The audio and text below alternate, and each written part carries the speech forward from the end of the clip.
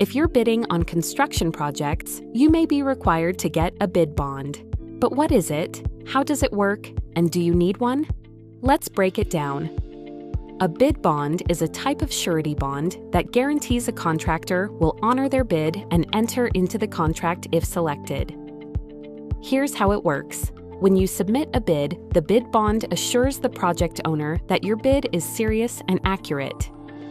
If you win the bid but refuse to sign the contract or provide required bonds, a claim can be made. If a contractor backs out after winning the bid bond may cover the difference between their bid and the next lowest bidder. Do you need both a bid bond and a performance bond? Yes, but not at the same time. The bid bond is required during the bidding phase. If you win the project, you'll then need a performance bond to guarantee the work is completed. So how much does a bid bond cost?